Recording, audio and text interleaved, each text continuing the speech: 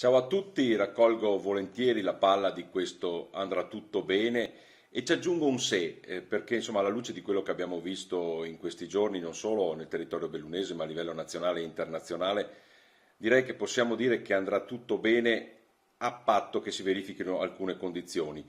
Il virus ci ha trovato tutti impreparati a tutti i livelli, sotto ogni punto di vista, ma abbiamo anche saputo reagire con la dovuta forza e con la dovuta determinazione.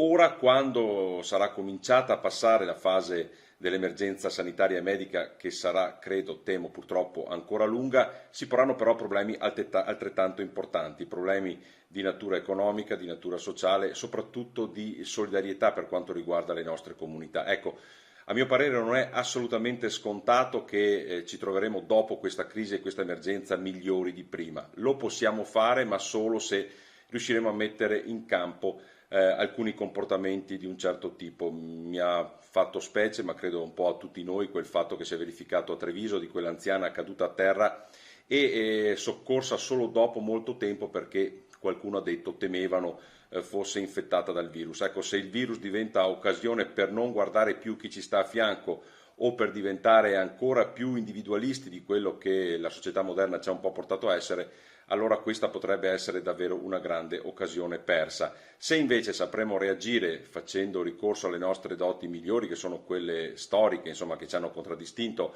anche come popolo bellunese, allora sì potremo davvero guardare al futuro con un occhio diverso. Una cosa mi fa un po' paura, sentire delle persone, molte persone che non vedono l'ora di ritornare alla vita di prima.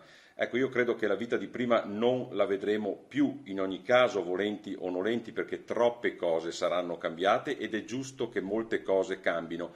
Io spero in una vita per certi versi nuova, diversa. Ripeto, mi fa molto spavento pensare alla corsa a ritornare alla vita di prima. Speriamo che questa sia un'occasione per guardare e riprogettare anche il nostro futuro di bellunesi con occhi nuovi. In bocca al lupo a tutti.